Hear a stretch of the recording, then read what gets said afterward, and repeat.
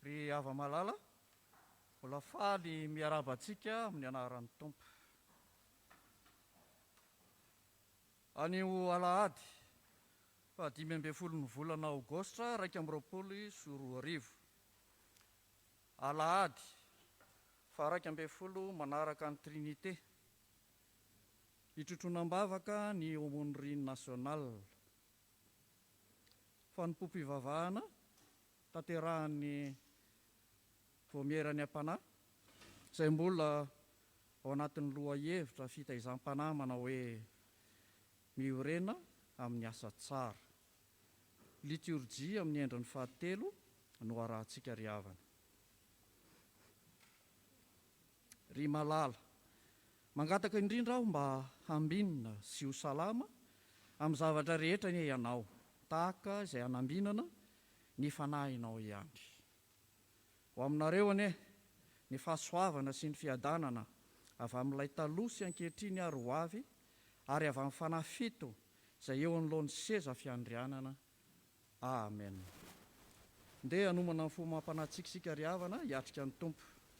Andeha hiary hitsangana sika hidera sy hankalazan'ny Tompo amin'ny alalan'ny famakiantsika miaraka ny salamy 570 ny andinin'ny voalohany ka hatramin'ny 7, ary tsy mipetraka sika raha tsy efa vita ny vavaka ao aorian'ny hira.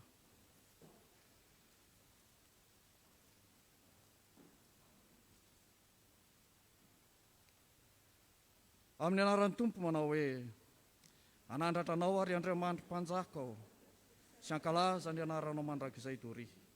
Ankalazanao isan'andro aho, sy hidera ny anaranao mandrakizay dory. Lehibe Jehovah ka tokony ho deraina indrindra, ary tsy takatry ny saina ny fahalehibiazana. Hitaranaka rehetra samy hidera ny asanao amin'izay mandimby azy, sy hanambara ny asanao lehibe.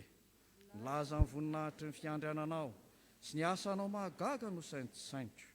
Ny hery ny asanao matahotra no tenenin'ny olona, ary ny fahalehibiazanao no lazaiko. Anonona ny fahatserovana ny habe fahatsaranao izy, sy hioby ny fahamarinanao. Amen.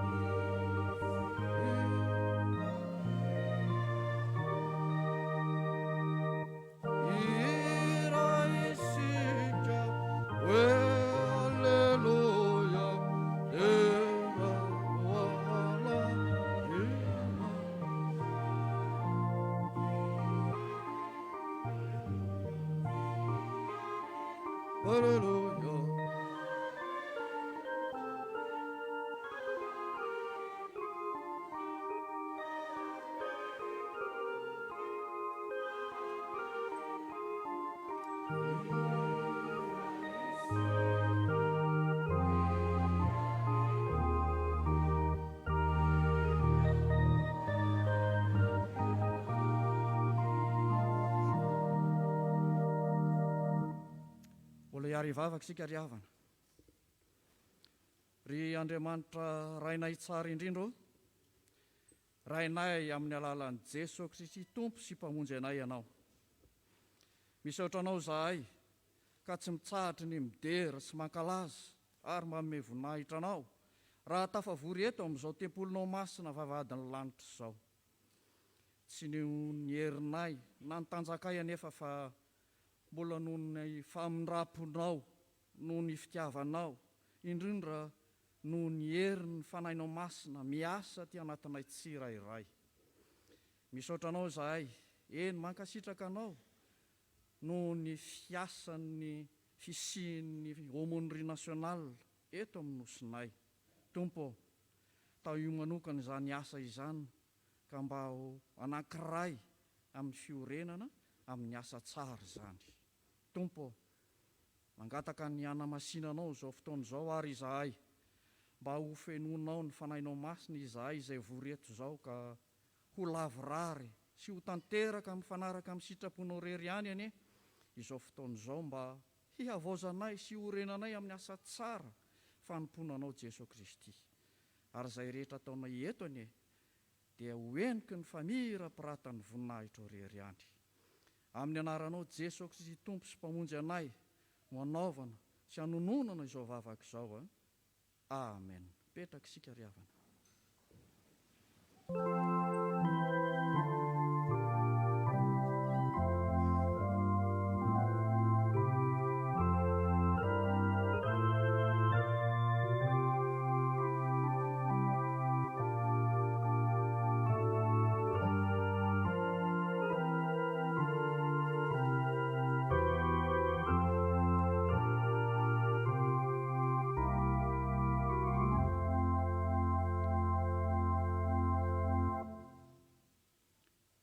Tonga ho amin'ny fotoana ny 10 minitra ny sekolelatsika ry havana.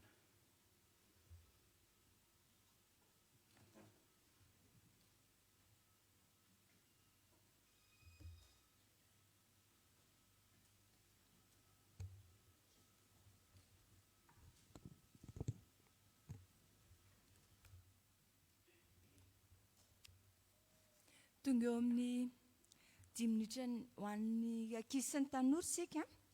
Alohan'izany dia hivavaka sika. Jesosy, isaoranay sady ny anaranao fa tsara ianao sady mpanao ny tsara. Nomenao anjara ny tsirairay avy, indrindra fa izay mpianatra sekoly alahady dia apetraka ifenao am-pelatananao ny sekoly alahady. Amin'ny anaranao magaga ny anaovana izany vavaka izany. Saotra iray io. Amen. Ny tenin'Andriamanitra hoentina ho sarainantsika androany dia ao amin'ny Genesisy toko voalohany andininy fahaefatra amby roapolo. Genesisy toko voalohany andininy fahaefatra amby roapolo. Ny angaviana hitsangana ny sekolalahady rehetra, fianakaviam-ben'ny sekolalahady dia hiaraka hamaky an'izany tsika rehetra.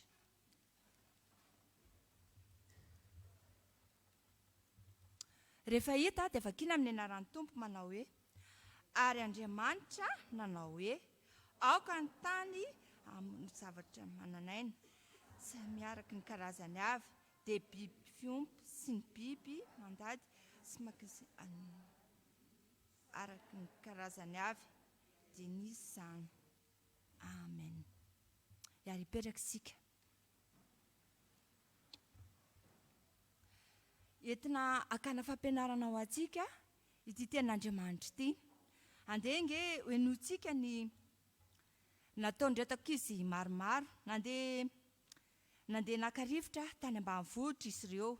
Ankizy samy hafa fiaviana, samy hafa fiangonana, fa nefa kosa tafaray tamin'ny toerana anankiray. Dia nilalao tany an-tsaha izy ireo. Dia anankiray tamin'izy ireo niteny hoe: andao tsika ianao akamatatra e. Dia namaly ny rehetra hoe: andao ary. Ka izay mahavaly omena chocolat. Dia nisy dadabe koa teo akaikin'ny zareo izay mitanandro. Dia nanao hoe: izaho koa ilay retsy mba hanao a. Dia izao ary e, anontanianay dadabe. Zavatra misy manodidina antsika ihany iza ho dadabe no namorona an'io akoho mandehandeha eto an-tokotany io. Dia me dadabe, fa lisany ve adaly e? Fantatry lisany hoe avaiza izy io? Avy amin'ny atody io. Diso izany tenin dadabe izany. Za indray izao manontany iza namorona an'io hazo hialokalofan'ny dadabe io? Dia hozy dadabe: fa lisany ve adaly e? Poitra vao anaty tany io. Dia hozy ilay iray: izany any tamin'ny farany. Iza ary namorona an'io omby hitan'ny dadabe ao am-pahatra io. Dia farany dadabe nanao hoe: za nga zazakely ohatran'ny lisany e, aza nininy lisany mihitsy izany ve dadabe? Ka tsy hain'ny dadabe izany dia tsy menahin'ny dadabe tia chocolat ity. Fa io dadabe io manko raha izy tia chocolat dia tia bonbon. Dia alao ary rava ny lalao e. Dia hozy lita: tsisy an'izany fa ao aloha ny farany. Meko valy ny dadabe. Dadabe moa mahalala natao hoe baiboly. Boky maintimainty izay ilay izy dia misy tenin'Andriamanitra eo anatiny. Eny e, fantatra ihany izy dadabe. Fa izao e, lazaiko amin'ny dadabe ny valiny izay rehetra tsy nety ny valian'ny dadabe izay. Dia ao anatin'io boky io misy atao hoe Genesisy. Dia andininy voalohany toko fahaefatra amby roapolo. Andao fa vakiako dia nohon dadabe izany hoe tsisy baiboly moa e, fa haiko tsenjero hozy izy lita mantsy fetifety izay. Dia nivakiany: ary Andriamanitra nanao hoe aoka ny tany amoaka zava-mananaina samy araka ny karazany avy, dia biby fiompy sy biby mandady na mikisaka ary bibidia samy araka ny karazany avy, dia nisy izany. Azony dadabe ve izany? Izao dadabe Andriamanitra nanao izao rehetra izao. Izay moa mpianatra sekolalahady dia maniry ny dadabe izay mba ho tantaraina ny hamakiana an'io boky baiboly io. Rakizy, inona ny lesona azo saraina amin'izany? Ny lesona azo tsoana: n'aiza toerana misy anao, n'aiza misy anao dia sarao amin'ny mpiaramonina, sarao amin'ny olona na lehibe na kely ny tenin'Andriamanitra izay efa nianarantsika tato am-piangonana.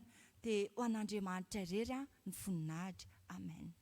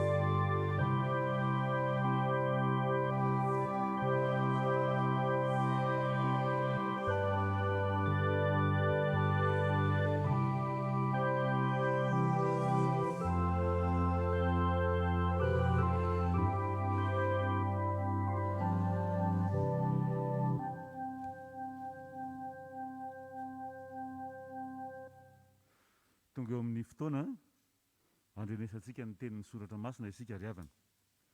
Zany dia ho hita ao amin'ny boky ny oabolana fa 412 toko faharoa amby roapolo ka hatramin'ny andininy faharoa amby roapolo ka hatramin'ny fahafito amby roapolo, lioka toko fahavalo ambin'ny folo, andininy fahavalo ambin'ny folo ka hatramin'ny fahatelopolo, ary Korintianina faharoa toko fahasivy andininy fahaenina ka hatramin'ny fahadimy ambin'ny folo. Fa mialohan'izany dia hiaraka hivavaka isika. Andriamanitro, vory eto amin'ity tempolinao masina ity izahay mpianakavin'ny finoana ankehitriny. Isaoranay anao izany Andriamanitro, ianao no mitantana sy mitarika anay amin'izany. Hovakinay ankehitriny ny voarakitra ao amin'ny soratra masina. Mangataka fifantohana avy aminao zahay mba ho tonga feno aty anatin'ny fonay ny votoatin'ny teninao. Tafio ny fanahinao masina ireo mpanomponao hamaky ny teny sy hitondra ny hafatra avy aminao, ary indrindra mba ho entinay amin'ny fiainana isan'andro ny fitiavana sy ny fahendrena avy aminao. Amin'ny anaran'i Jesosy Kristy mahavonjy no anandratanay izany vavaka izany. Misaotra Tompo. Amen.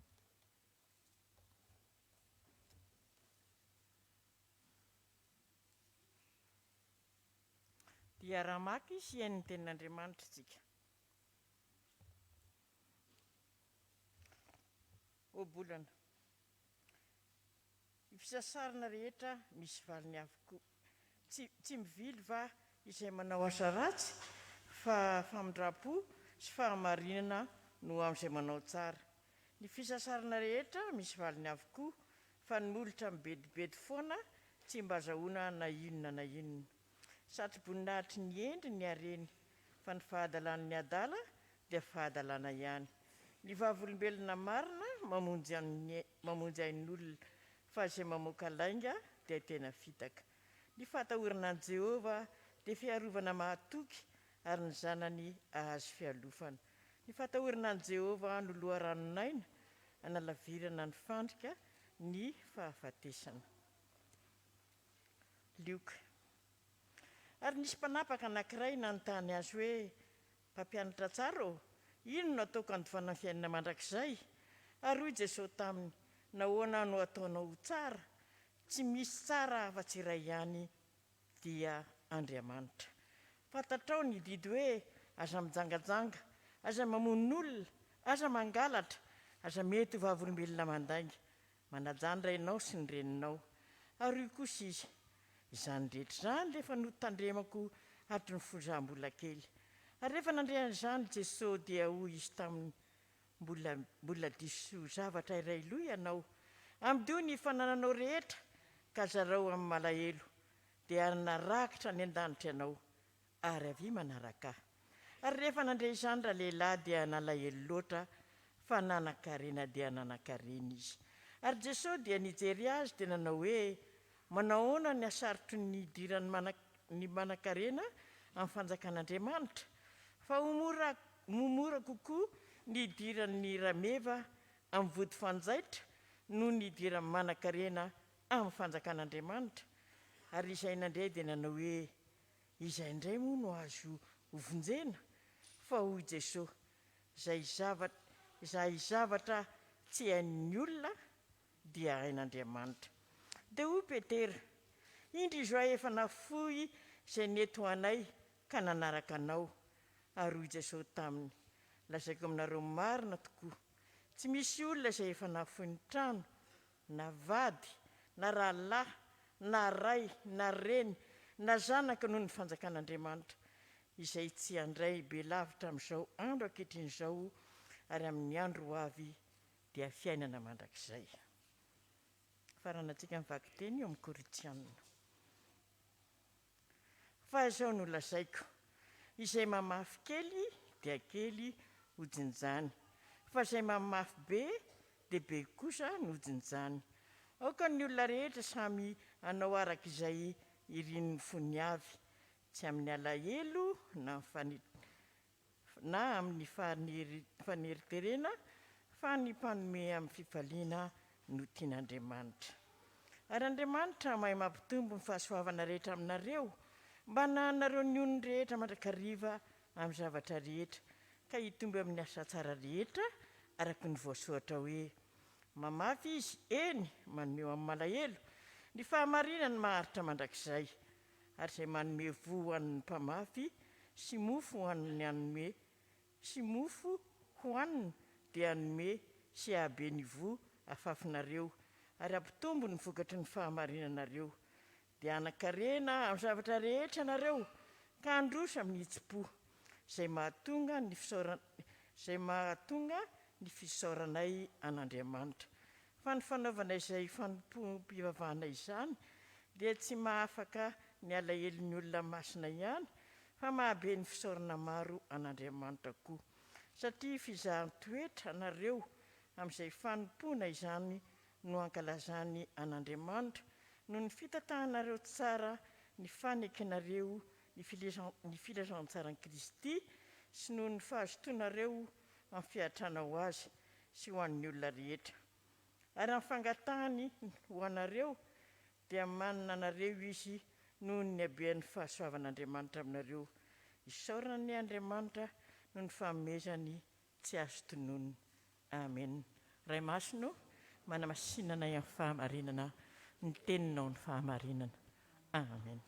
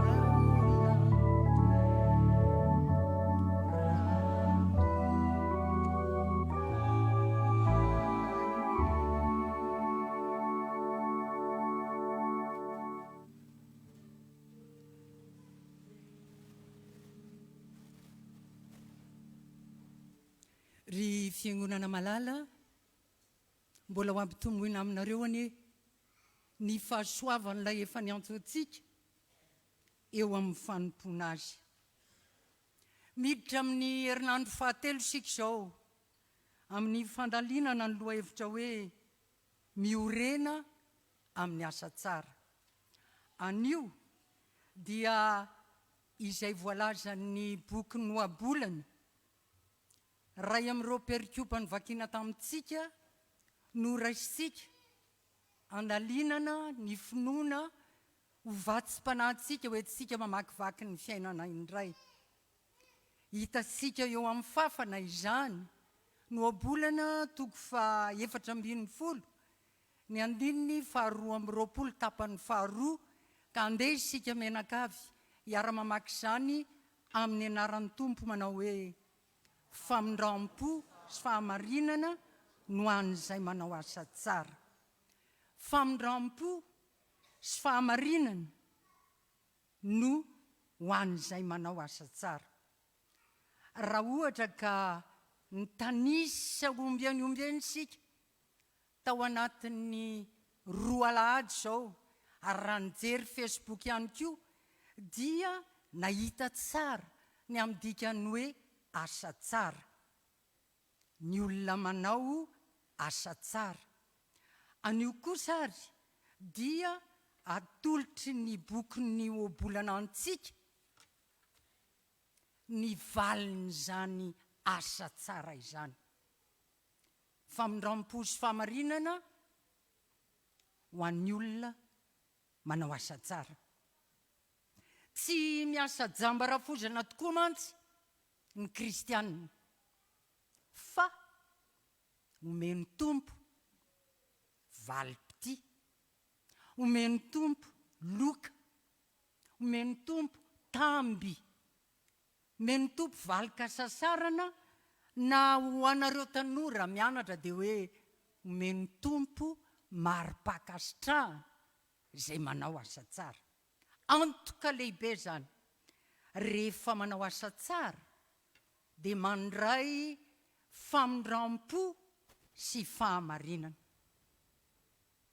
Tena ara-tsoratra masina izany hoe antoka omeny tompo antsika izany. Fa hoy ihany ny 12 amin'io 17 amin'io abolana io hoe ny fisasarana rehetra misy valiny avokoa.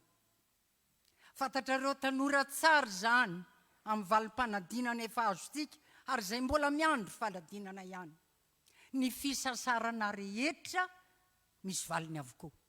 Famondram-po sy fahamarinana ho an'izay manao asa tsara. Manasa antsika rekehitriny hanao dingana roa lehibe sika, amalisika fanontaniana roa lehibe ihany koa, teraka avy amin'izany tenin'Andriamanitra izany. Ny fanontaniana mbeo an-tsaina voalohany dia ny hoe manambara inona amin'ny fiainanao sy amin'ny fiainako, amin'ny fiainantsika moa zany hoe famondram-po sy fahamarinana izany. Fanontaniana voalohany manambara inona amin'ny fiainako sy ny fiainanao moa izany hoe famondram-po sy fahamarinana izany. Fa ny fanontaniana faharoa mby ao an-tsaina raha mifatoka amin'izao tenin'Andriamanitra izao dia ny hoe mba inona kosa ary inona kosa no hevitra miavaka. Hevitra miavaka omeny boky ny oabolana antsika amin'ity marain'ity raha miteny hoe asa tsara. Dingana voalohany ary, famaliana ny fanontaniana hoe manambara inona amin'ny fiainantsika ny hoe famondram-po sy fahamarinana. Teny efa mahazatra antsika foana ny teny hoe famondram-po, anika mandeha ho azy amin'ny sofintsika. Ny hoe fahamarinana moa dia ambara ombeny. Nefa nametraka baraingo lehibe tsika tamin'ity marain'ity, manambara inona amin'ny fiainanao zany, manambara inona amin'ny fiainako. Tsy andeha lavitra sika, fa ny soratra masina ihany no andeha ho raisitsika amalitsika izany fanontaniana izany. Soratra masina 3 nomeny tompo antsika amin'ity marain'ity raha mamaky io andinin'ny soratra masina io. Teo aloha ny soratra masina avy amin'ny boky protestanta famondram-po sy fahamarinana. Fa andeha ho raisitsika koa ny ambaran'ny dika teny iombonana, fitiavana sy fihavanana. Izay no anambaran'ny dika teny iombonana ny hoe famondram-po sy fahamarinana. Fitiavana sy fihavana. Fa andeha mbola aka boky tenin'Andriamanitra anankiray ihany sika, dia ny ambaran'ny baiboly katolika. Inona no ambaran'ny baiboly katolika raha miteny hoe famondram-po sy fahamarinana izany? Azonao manakatra ho anao ny dikany. Hoy izy hoe fanambinana. Ianao ve tonga saina hoe zany famondram-po zany dia fanambinana tokoa? Efa ny ainanao zany.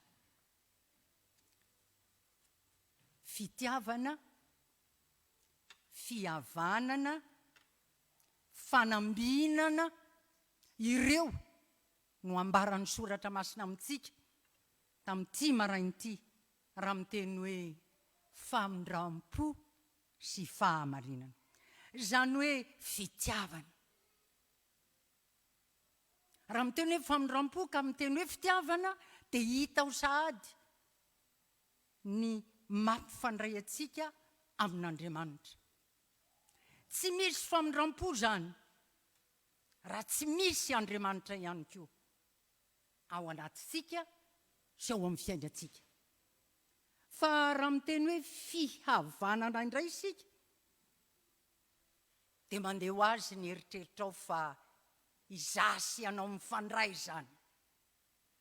Ka ny famindram-po sy ny fahamarinana ambaran'ny soratra masina dia tsy teny manelanelana ny lanitra sy ny tany na fifandraisako manokana amin'Andriamanitra, fa fifandraisako aminao, fifandraisanao amin'ny hafa.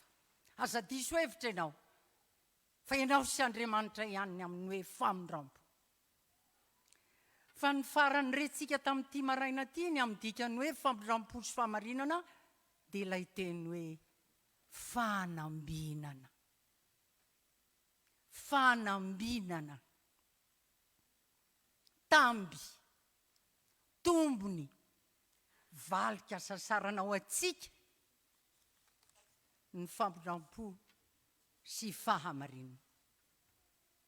Dia tonga eo amin'ny dingana faharoa isika na fiezahana hamaly ilay fanontaniana hoe inona kosa no hevitra miavaka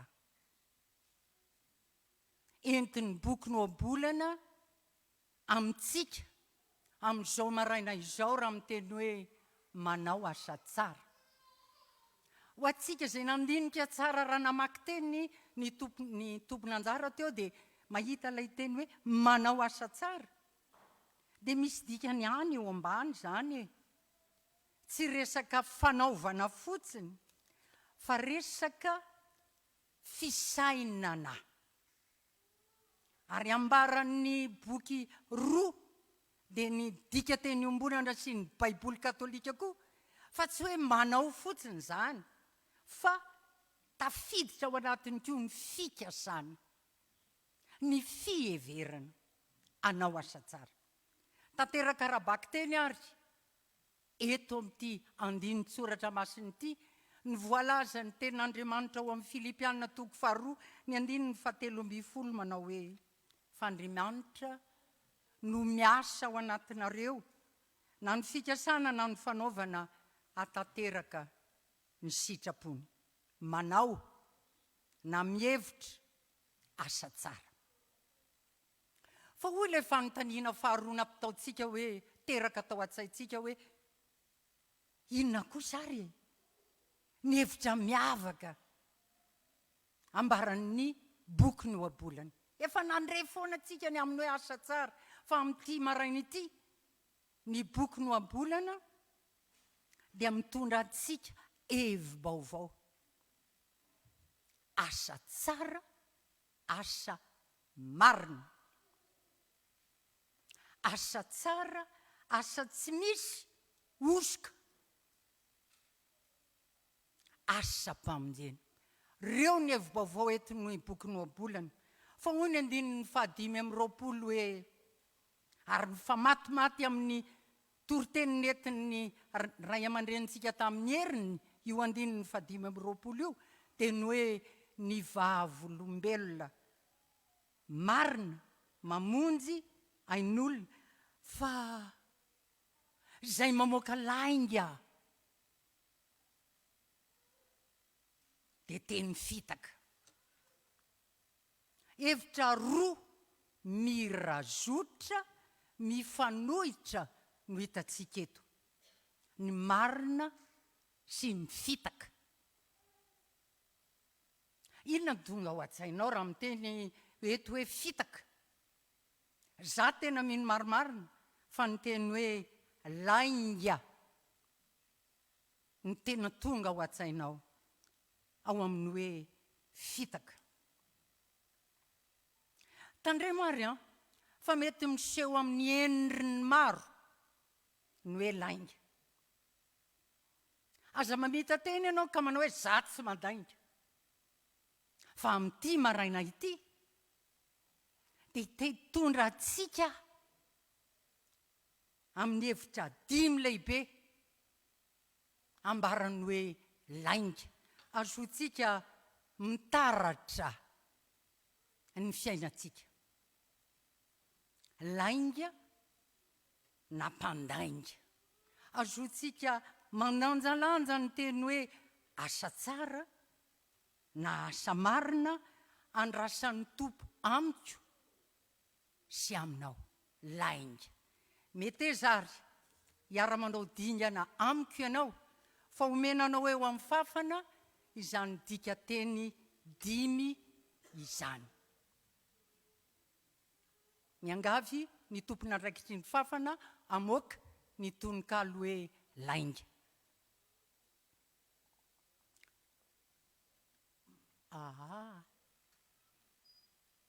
Ento ary lainga. Lainga atsehony eo alohany ka azafady. Lainga fa aleko mpamosavy hita vatana raha avy azoko elana iny toy izay ny samandainga no ifanenako lalana. Toy izay ny samandainga no ifanenako lalana. Mpandainga, hevitra voalohany, ao ny olona mamitaka, milaza zavatra tsy marina, ka ny teny no amboarina asarika ny miaino. Azo tokana no hitany nefa alany lazainy. Trano tokana vitany dia lazainy fatanàna. Lainga, hevitra faharoa, misy atsanga tsy amanorana ka kitay tsy apatorana no atao kinarinarina. Fa ny lainga, hevitra fahatelo, misy koa ny lainga masina. Misy koa ny lainga masina ka ao ny sahy manasikasina tetikady matipaika ka ny sasany ramaika tsy mandalina ny misy dia voadona vao miilana fa mahazo sara vilana. Ny azy tanjony ho avao fidy ka tsy maintsy ho tafitany na mivo na mihidy ny varavarana voafaritra. Fa aleko mpamosavy hita vatana raha avy ny azoko elana iny toy izay ny say mandainga no ifanenako lalana. Lainga, hevitra fahatelo. Faefatra, lainga koa ny maritapany. Katapahina, rombinana ny tena zava-misy marina dia tsy takatra takarina ho an'ny hafa ny fiantraikany. Mety aza hiova lasa ka ny safosafo anaty mety ho lasa karavaty satria ny azy maritapany. Lainga, tonga eo amin'ny famaritana fahadimy farany sika. Misy koa ny lainga mihaja. Lainga mihaja, tsy mirodorody fiavy, tsy milobava akory ka ny marina izay fantany hidiny anaty vatapaty dia ataony anaty fasana. Ianao elan'ny andrasana sady elan'ny karohana, makambony, makambany, fa ny marina ao ihany. Fa aleko mpamosavy hita vatana raha avy azoko elana iny toy izay ny samandainga no ifanenako andalana. Ireo ary ny hevi-dehibe natolotra anao tamin'ity maraina ity mikasika ny lainga. Fitaka hoy ny boky ny oabolana, azonao mandao ny jalanjany amin'ny hoe asa marina na asa tsara andrasan'ny tompo amiko sy aminao ho an'Andriamanitra ireriny ny voninahitra. Amen.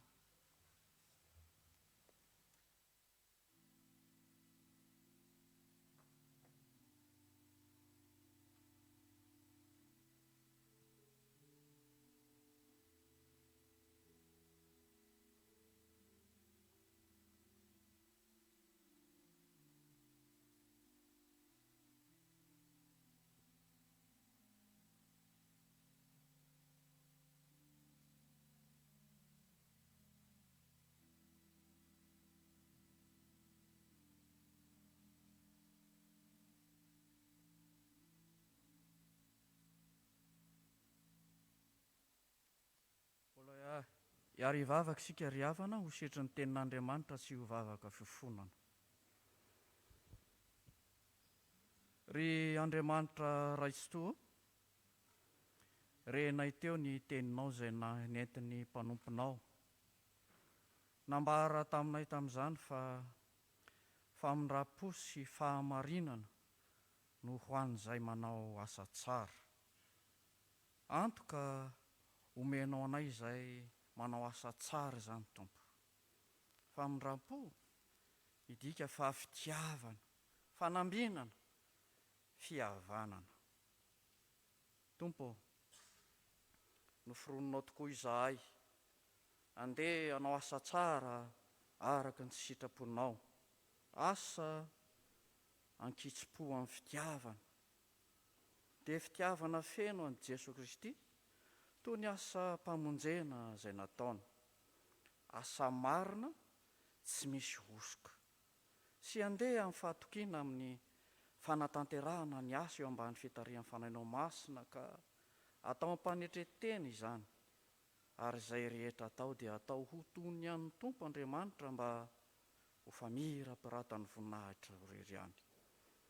Indrisy anefa Tompo, fa tsy nahatanteraka izany izahay, fa nataonay ampitaka, ampireharehana, ampiavonavonana, tsy ampitiavana, hitedavana dera ary zany. Koa amin'izany Tompo dia mahatsiaro tena ho tsy mendrika, ary tena menatra sy mangahy ahy izay, noho ny fahotana sy ny heloka izay tsy mendrika akory anao Tompo. Mifona Tompo, mivalo, mangataka famindrapo sy famelan-keloka avy aminao. Sasao madio izay mba ho afa-keloka ary dio izay mba ho afa-pahotana. No ilay rasoanao Jesosy Kristy izay latsaka tao Kalvari ho famonjena anay. Izany vavaka fifonana izany Tompo, dia ataonay amin'ny anaran'i Jesosy Kristy Tompo sy mpamonjy anay. Amen.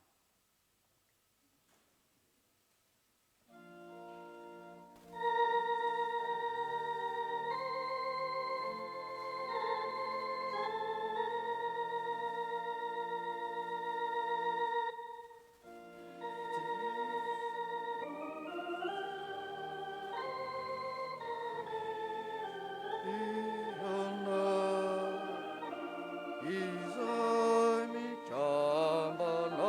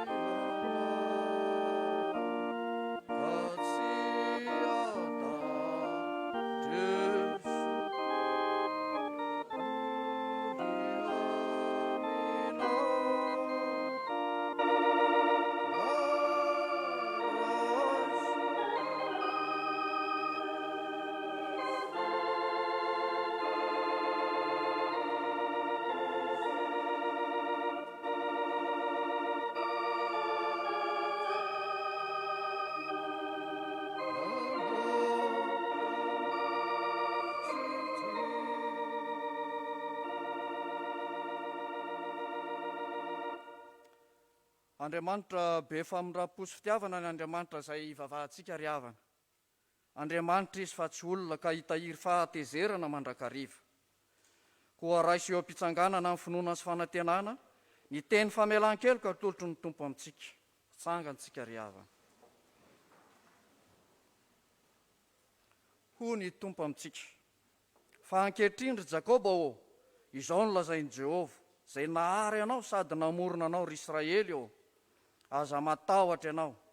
Fa efa nanavitra anao efa niantso ny anaranao ianao.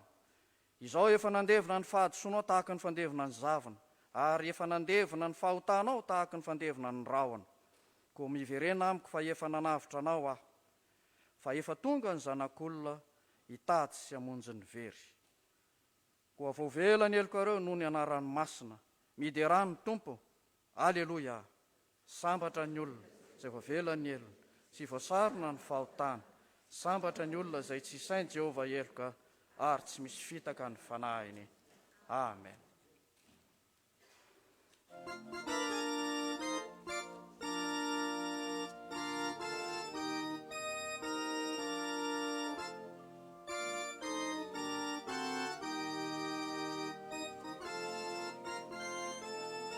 Raika amby efapolo amby zato.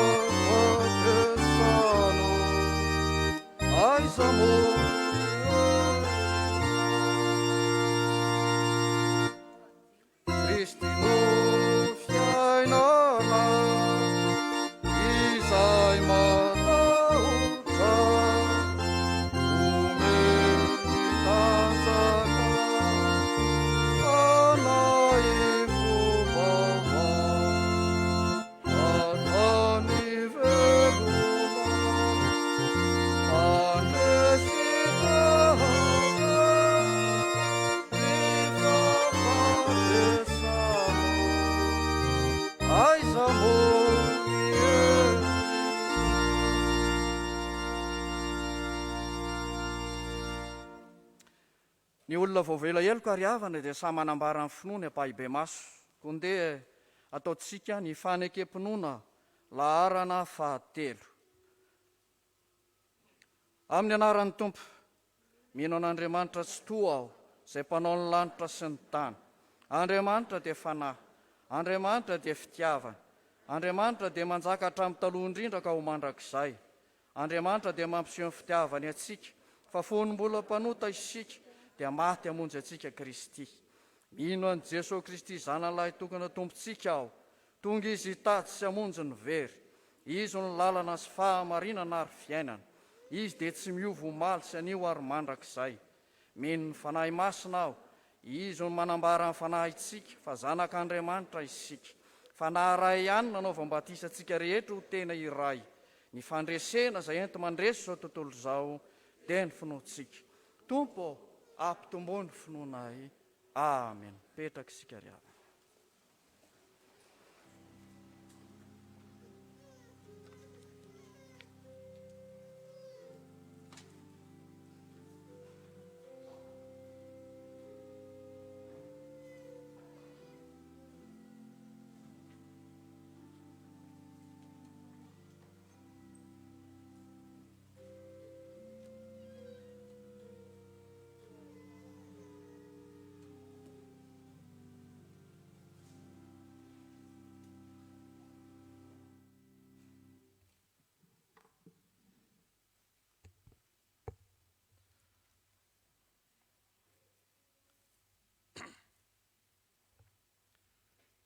Fa masina ny tempolon'Andriamanitra dia ianareo izany.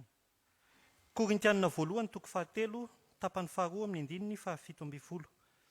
Dia mbola faly manantitra ny araba amin'ny anaran'ny Tompo ravana, afaka mifanatritava sy manantanteraka izao fanompoana masina izao, eto amin'ity tempolin'Andriamanitra sady vavahadin'ny lanitra ity. Dia ho aminao mandrakariva ny fiadanan'ny tompo.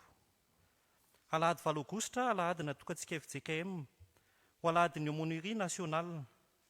Ary mbola imbanjindrantsika hatrany ny loha hevitra hoe miorena amin'ny asa tsara. Manasanao ary hanaraka fohy ireo raran'ny fiangonana. Taratasy avy any ivelany, afa fivarotam-boky FJKM Antso. Ny fivarotam-boky FJKM Antso dia mampafantatra antsika ray aman-dreny mananjanaka mianatra fa misy ny fihenam-bidy ho an'izay tonga miantsena ao. Misy ny tapakila izay hamantarana ny maha-kristianina anao ato amin'ny fiangonana, koa izay liana amin'izany dia ao kaka ny tapakila ao amin'ny barao amin'ny fiangonana na ny mpandraraha amin'ny andavanandro. Toy izao kosa ny raharaha eto an-toerana. Ny voamiaran'ny aim-panahy no mandrindra sy manatanteraka izao Fanompoam pivavahana izao. Tsy eto an-toerana fa manatanteraka tafika masina ny Bevoay, ny solotenantsika nanomboka tamin'ny zoma lasa teo. Trotrotsika mibavaka izy valy-mianadahy manatanteraka izany. Toy izany ihany koa ny mpitandrina mivady izay miatrika ny fivorian'ny synodà lehibe any Sambava, ary ireo zanantsika ao amin'ny sampana mpanazava stily izay manatanteraka lasy any Mantasoa ho an'ny vondrona tily ary any Mandraka ho an'ny vondrona mpanazava. Ny rakitra an'io dia ho an'ny fiainan'ny fiangonana. Mianatra ny katekomenina ny tolakandro. Ny lesona voalahatra an'io dia ny sampana 9 ao amin'ny FJKM. Mitotoy ny mazatra ireo fotoanan'ny sampana mandritra ny herinandro, afa-tsy ny sampana dorkasy izay mbola mianto noho ny fialan-tsasatra. Ny Fanompoam pivavahana zoma hariva kosa dia manomboka amin'ny 5 ora hariva hatrany, ary anasana antsika mpianakavy ny finoana rehetra. Araka ny efa iarahantsika mahita ry havana dia efa manomboka tanteraka ny fananganana ny trano atsimo ankehitriny. Misy ny fandaminana noraisina, koa misokatra ry azontsika ampiasaina ihany koa ny trano fivoahana eny amin'ny akany Rainy Mamonjy. Toy izao kosa ny toetry ny vola tamin'ny herinandro. Ny fitambaran'ireo rakitra sy ny voady dia 1 552 800, ny adidy 1 128 000. Fanomezana ho an'ireo mpiatafika masina 962 000. Fararakitra avy amin'ny fianakavian'ny tompoko vavy Andrena Alson Fara 40 000. Ireo rehetra ireo dia mitambatra ho 3 663 100 ariary. Fiantsoana fanambadiana. Noho ny fiangonana ny Taiza, Rakotondraova Antsa Toavonjo, zanak'Andriamatoa sy Ramatoa Rakotondraova Roger sy Brigitte mivady, dia ho ampakarina Randry Rakoto Malala Rojo Arson ho vadiny. Izy dia zanak'i Ramatoa Rava Karivony Fanjaniaina Sylvia. Ny fanamasinana ny fanambadian'izy ireo dia kasaina ho tanterahana amin'ny asabotsy 20 Aogositra ho avy izao, amin'ny 2 ora sasany atoandro ao amin'ny FJKM Ilany Vato misionera. Izao no fiantsoana fahatelo sady farany. Filazana manjo. Ho an'ny mpitandrina mivady sy ny fiangonana FJKM AMPARIBE FAMONJENA, ny fikambanan'ny diakona sy ny loholona, ny sampana fifoazana, ny sampana dorkasy, ny sampana tanora kristianina zokiny, ny atokopira sy ny famonjena, sampana mpiangaly zava-maneno, ny asa fitoriana ny filazantsara ary ny zanak'ampelezana. Sitrak'Andriamanitra no ny antson'ny mpanompony, razavitry milalao, teraka lalao arisoso izanona, rehefa ny vahiny 9 taona teto an-tany. Hoy ny vadiny Razavitry George, ny zanany Rakotondrambo Razavitrimo Arsolala, mianadahavy sy ny zanaka manjafiny ary ny fianakaviana manontolo. Ny nofiny dia hoentina miala ao amin'ny tranony ao Andrainarivo Vila Fiadanana, anio alahady 15 Aogositra. Entina nomezam-boninahitra an'Andriamanitra ao amin'ny FJKM Isotro Fitiavana amin'ny 2 ora atoandro, mialohany ny ametrahana azy eny amin'ny fiasam-pianakaviana Avarabary Imeritsy Atosika. Toy izao kosa ireo taratasy avy amin'ny sampana sy ny rafitra eto amin'ny fiangonana. Antsoina ny mpihevitra ran'ny fiangonana, diakona ny loholona ary ny solotenan'ny sampana hivory amin'ny sabotsy 20 Aogositra ho avy izao amin'ny 7 ora maraina eto amin'ny fiangonana. Avy amin'ny voamiaran'ny aim-panahy, ampiomanina isika fa ny fahalalana soratra masina amin'ity taona ity dia nalahady 19 Septambra. Ny perikiopa iomanantsika amin'izany dia ny perikiopa volana Jona, Jolay ary ny Aogositra. Avy amin'ny komity faha-1 taona ny fiangonana. Toy izao manarak'izao indray ireo tsara ho tadidy amin'ny fandaharam-potoana ny taom-pankalazana. Sabotsy 20 Aogositra, randonnée pédestre ho tanterahana eny Ambohitr'Andriamanitra, Ambohijanaka. afaka manamafy ny fisoratana anarana ireo efa nisoratra teo aloha, ary ireo izay vao soratra kosa dia afaka manao izany eo amin'ny komitiny 700 taona ao an-tokotanin'ny fiangonana. Ny sabotsy 4 septambra kosa no tontolo andro ny fanatanjahantena eny amin'ny kianja Andohalo, izay ahitana ny taranja foty asety, baskety à 3 ary ny pétanque doublety. Efa azo atao ihany koa no misoratra anarana any amin'ny komity. Ny saram-pandraisana anjara dia 1000 ariary isan'olona. Fiantsona fivoriana avy amin'ny 460 any. Antsona ny komity rehetra hivory ny talata 17 aogositra ho avy izao amin'ny 9:00 eto amin'ny fiangonana. Aoka ho tonga avokoa ny solontenan'ny rafitra. Avy amin'ny AFF, nitoy an'io hariva amin'ny rora sasany ny fiofanana ho an'izay anatanteraka tafika masina any Ambohipiara. Ary farany ry havana, isy ny famangina izay ho tanterahantsika an'io aorian'ny Fanompoam pivavahana dia ny fianakavian'ny tompoko vavy rasoa zananay Claire Antasoa. Ilazana amin'izany ny STK zokiny sy ny gazety taratry ny famonjena. Dia ho an'Andriamanitra rery ny voninahitra. Amen.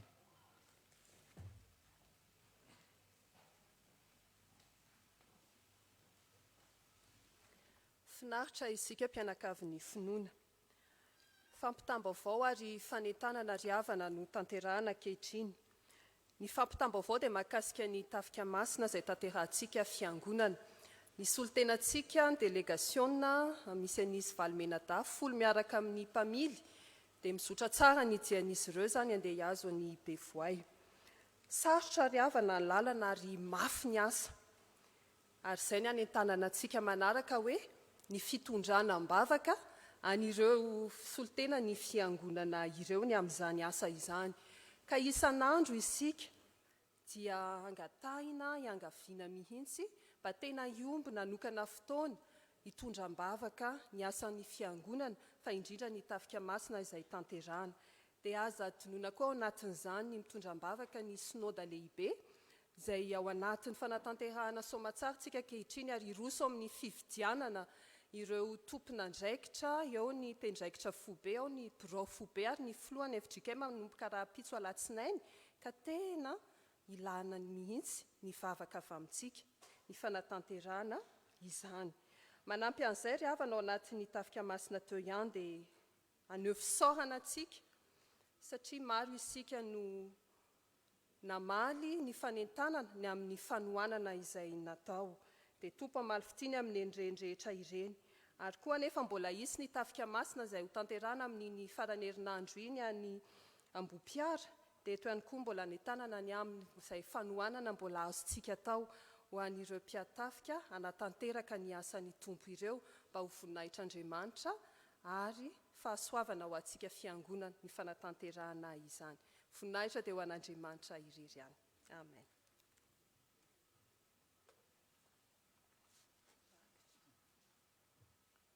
Iroso amin'ny rakitra sy ny fanomezantsika ry azana hialohavan'ny voady.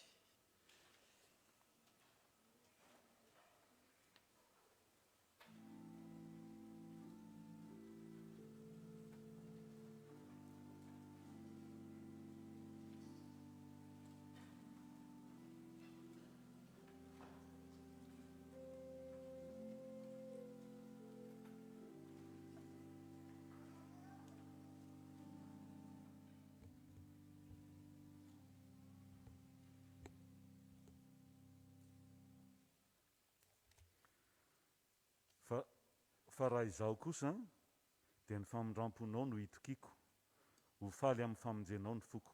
Salampo 3:12 ka ny 5:5. Dia iombona amin'ireo mpianakavin'ny finoana manatanteraka ny voadiny amin'i Jehova isika ry havana. Misaora amin'ny zavatra rehetra fa izany no sitrapon'Andriamanitra ao amin'ny Kristy Jesosy ho anareo. Tesaloanianina voalohany 5:5 ka ny 5:12. Misaora an'Andriamanitra lehibe mandrakariva izahay noho ny fitiavany sy ny famondrampony ka nahafahan'ny zanakay CEPE sy nahatratrara ny 10 taonany. Mangataka vavaka izahay ny mbola hiarovan'Andriamanitra ny zanakay sy hanomezany azy fahendrena. Manolotra vola 5 alina ariary ho an'ny sampana sekoly alahady ary mangataka ny hira 220 ao amin'ny FFPM ka ny 9:3. Zany hira zany dia ho tantarahantsika izao.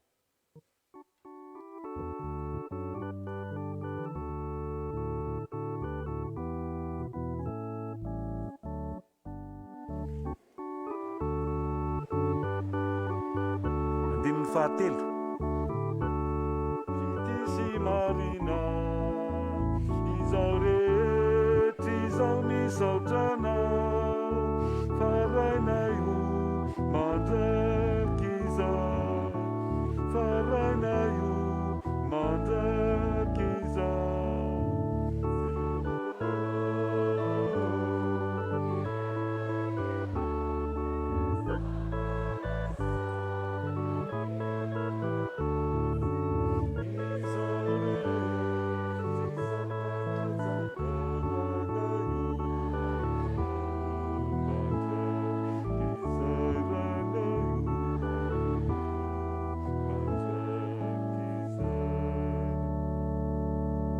omantsika ny ira fahasivy amby telopolo sy dimanjato ny andininy voalohany. Misaotra anao aho Andriamanitra amin'ny fahasoavana nomenao aho, mangataka vavaka ho amin'izany. Zany mpianakavy amin'ny finoana zany dia mangataka ny ira fahasivy amby telopolo sy dimanjato faly dia faly andininy voalohany, ary manolotra vola 2 alina ariary ho an'ny mpitandrina. Ataontsika zao ny ira fahasivy amby telopolo sy dimanjato.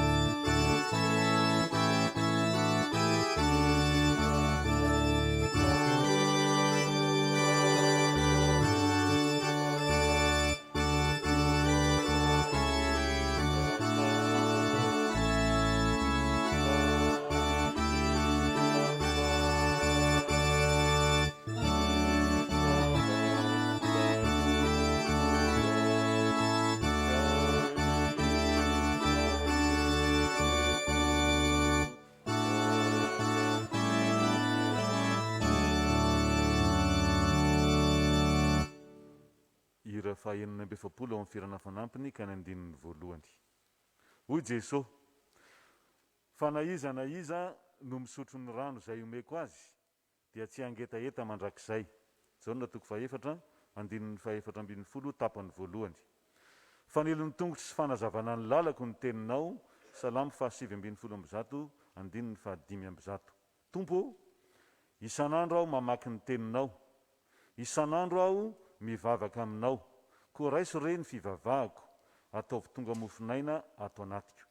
Mamindrafo, mamela ny eloko amin'izay zavatra tsy mety nataoko teo anatrehanao, ary andika herinandro vaovao indray izahay, Jesosy Kristy, dia apetraka eo am-pelatananao, horakofanao ny ranao soa sy ny fanahinao masina. Amen. Izany mpianakavy amin'ny finoana izany dia mangataka ny ira fahaenina amby efapolo amin'ny firana fanampiny andininy voalohany, ary manome vola 2 alina ariary ho an'ny mpiandro tanàna ny fiangonana.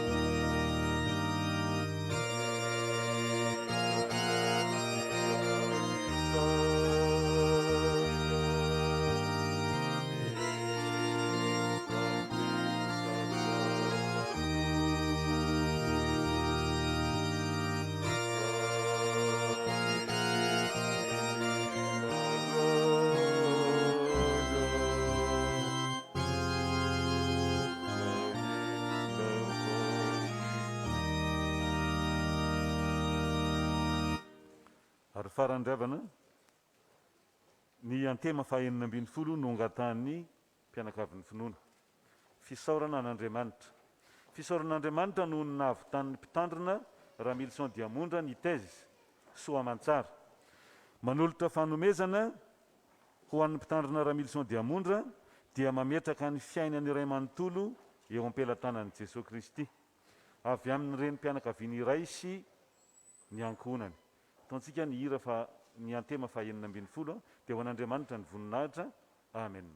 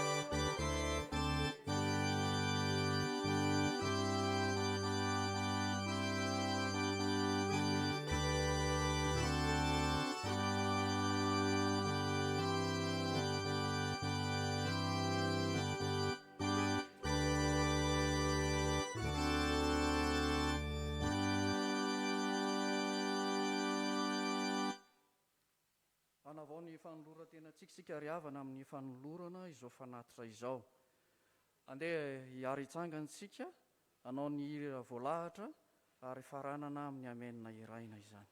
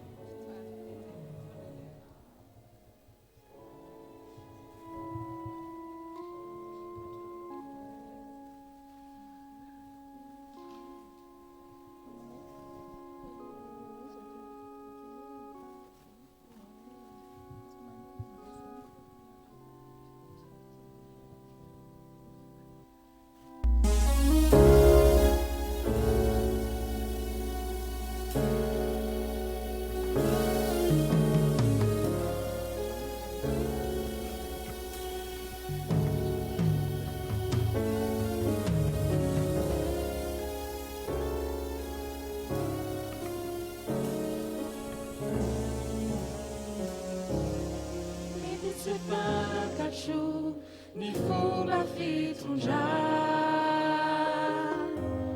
mety tsy hoarako ny tanjony any hoany tsy ataoko mampandray fizy izay efa manangana hoany.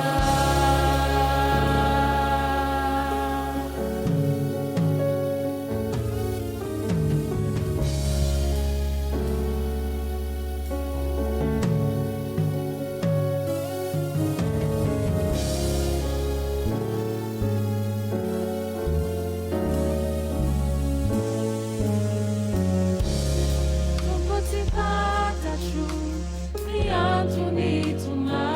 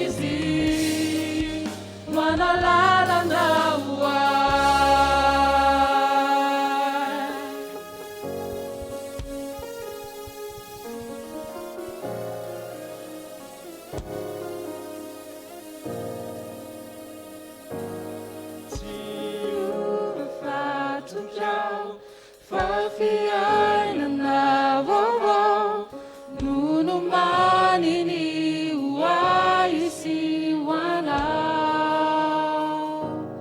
tsy ova fatokiao fa fiainana vaovao nono maniny hoay sy hoanao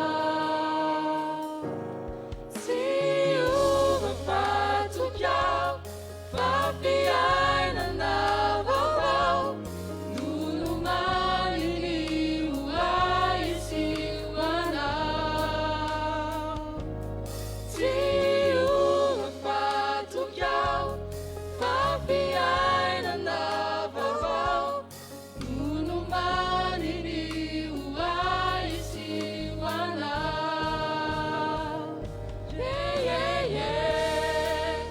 fizinoanaganay yerinino elihoay tsisy ananakaiay izy manalalana hoay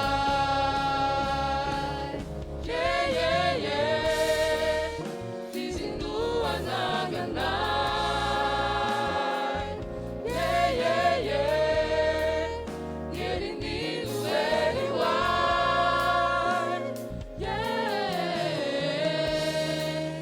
tsisy ananakaiay izy manalalana hoay izy manalalana hoay izy manalalana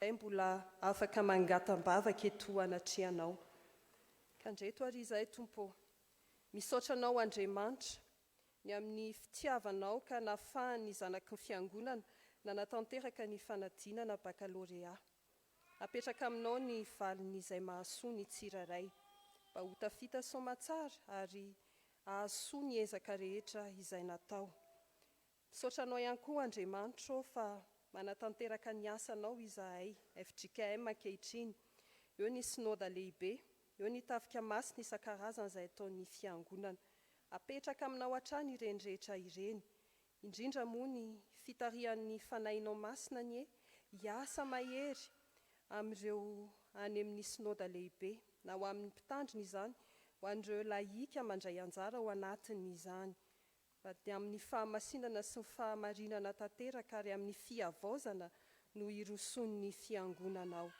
apetraka aminao tompo ny fiangonana rehetra FJKM manerana ity nosy ity mba iroso hatrany amin'ny fantarana ny fanjakanao Andriamanitra ka mbola natanteraka hatrany ny fitoriana dia tahio izany ezaka lehibe izany tompo fa izany ho asa lehibe indrindra izay napetraka ao taminay dia hitanao ihany koa ny asa sahan'ny aumônerie nasionaly asa tena sarotra izany misy ny any amin'ny fonja misy mandeha ny amin'ny hôpitaly mamangy marary mampahery makeny any amin'ny mitoby miaramila eny amin'ny toeram-panomanana mpitandrina ny fitaizana azy ireny ary ao ny fitaizana zazakaboty tompo raha tsy ny asa amin'ny fanahinao masina dia ho foana avokoa ireny asa tsara ireny fa noho izany asa amin'ny fanahinao masina izany dia tonga fitahiana izay rehetra tanterahiny izao aumônerie nasionaly izao ka dia ianao mihitsy no angatahinay omba sy taridalana izay rehetra tompona andraikitra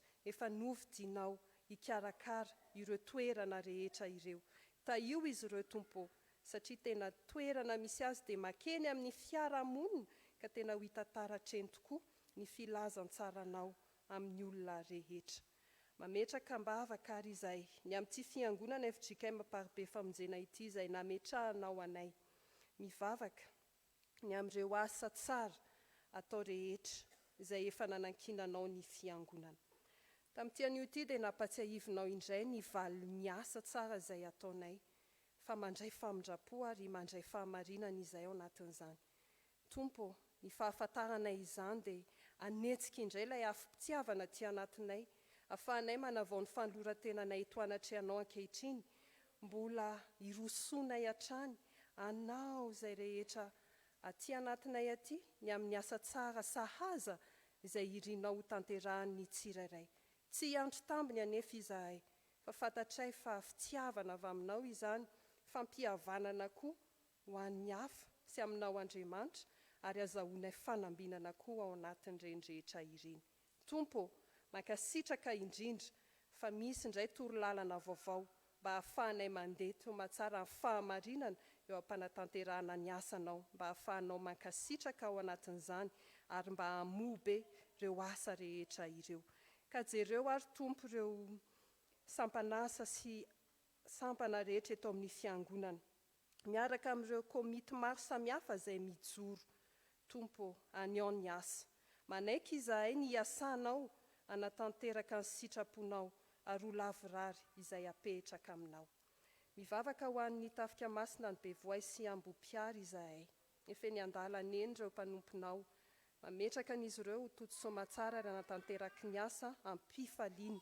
Misy matoky fa ny asa amin'ny fanahinao masina trano no omba azy ireo, ampahomby ny asa fitoriana tao ary maro ireo iova fo noho ny amin'ireny mpanomponao izay irahanao ireny. Tafioery mandrakariva izy ireny tompo, tsy ho sasatra, ary ny fanahinao masina mihitsy no aoka hiampita amin'ireo rehetra izay mandray ny afatry ny filazantsaranao Andriamanitra. Mivavaka izahay tompo ho an'ireo ava malalanay izay ao anatin'ny fahasairanana maro samihafa. Misy trapa-oriana ankehitriny, ianao fanay masina no hampatanjaka ny finoana izy ireny ary ampiverina trano ny fanantenana ao anatiny. Mivavaka ho an'ireo marary izahay, ny any an-trano izany na ny any amin'ny hopitaly ihany koa, ianao mihitsy no hijery ny fitsaboana rehetra izay atao raha sitraka ao tompo. Ka na dia mialevina aza ny nofo ivelany, mino izahay fa ny anaty kosa dia avaozinao isan'andro. Tompo, ianao no fialofanay, ianao koa ny fifalianay ary fahombiazanay. Jereo ny tokantrano ny mpianakavy ny finoana rehetra, ho tokantrano anjakan'ny fitiavana, irinay izany hoe tantely tondra-dronono no iainana isan'andro. Ka taio amin'ny asa fitediavana, amin'ny fianaran'ny ankizy, amin'ny tanjona rehetra izay tiana hotratrarina, manana anjara amin'izany ihany koa ny kamboty sy mpitondra tena, dia aza atao diso anjara izy ireo tompo. Taio mba ho tanteraka eto fa tena famonjena ny olona rehetra tokoa ity fiangonana ity, amin'ny lafiny ara-nofo, amin'ny lafiny ara-panahy. Toy izany koa no ametrahana ny fiangonana, zanaky ny fiangonana, izay mielipahatra natrany ivelany ihany. Taio sy arovy mandrakariva ary ataovy mahita fity aminao ry tompo tsara indrindro. Reto izay tompo manana fikasana tsara ho anay ianao amin'ny fiainana manokana. Irinay ho tanteraka aminay ireny, ka izay rehetra kasainao tompo ho anay dia tanterao fa fantatray fa mahasoa anay. Apetraka aminao indray ny herinandro vaovao diavinay eo ambany fahasoavana sy fitahiana ho Andriamanitra. Dia ankehitriny koa izahay dia mametraka eo ampelantananao ny amin'ity firenena ity, mangataka ny anjakan'ny filaminana eto amin'ity nosinay. Eo ampiandrasana izay mety ho fiovan'ny gouvernemanta izay ankehitriny. Tompo, mangataka izahay izay ho tinendrinao mba olona feno fanahy ary feno fahendrena no hitondra ny firenena. Arovy ihany koa ny vahoaka malagasy amin'ny valana aretina coronavirus na ny aretina maro samihafa izay mety handringana. Raha sitraka ao tompo, dia mba hafao eto amin'ity firenena ity izany arety mandringana izany. Jereo ny vahoaka malagasy rehetra izay miandrandra fiainam-baovao. Aoka ianao tompo no hiasa mahery, hanaisotra ny faharatsiana amin'ny endriny maro ary ampitoetra ny fahazavanao sy ny herinao ary ny fiadananao eto amin'ity tany sy fanjakana ity. Izany vavaka izany tompo dia tiana ihany koa ny mbola anandratanay tombavaka manokana avy aminay tsirairay avy ankehitriny. Ny vava-mangintsika riavana ary apetrao amin'ny tompo izay mety etaeta sy fiainantsika rehetra.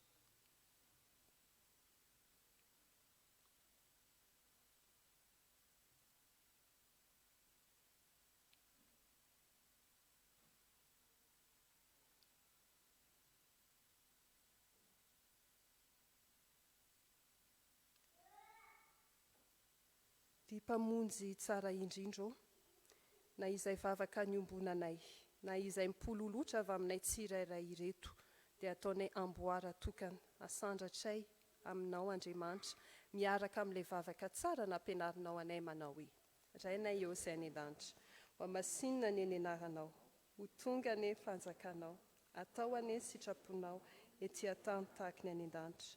Meo anay ny io izay anasahaza ho anay, ary mamela ny elokay tahaka namelanay izay meloka taminay.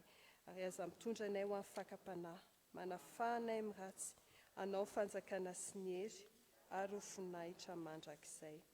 Amen.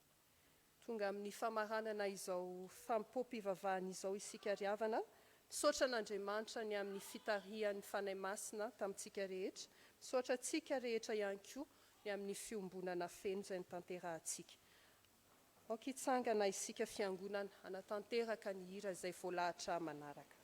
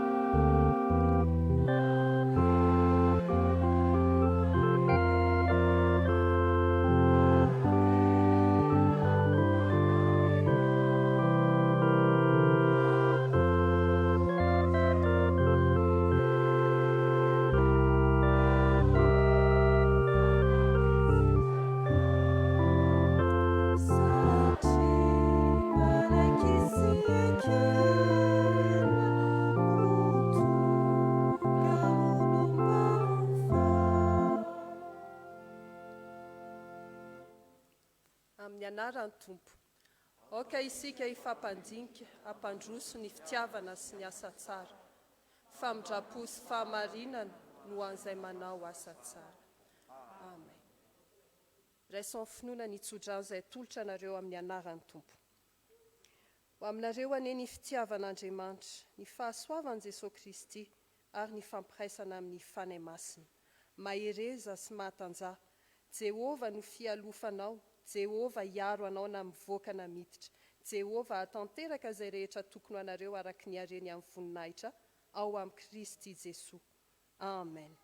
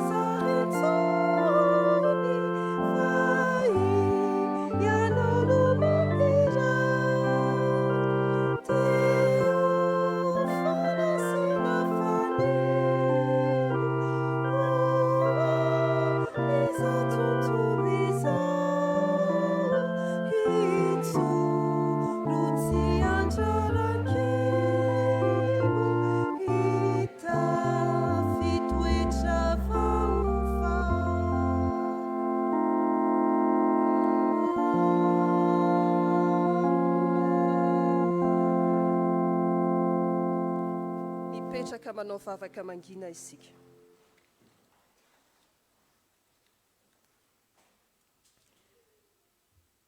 Ny voninahitra dia ho an'Andriamanitra irery ihany amin'ny anarany Ray sy ny Sanaka ary ny fanahy masina. Amen.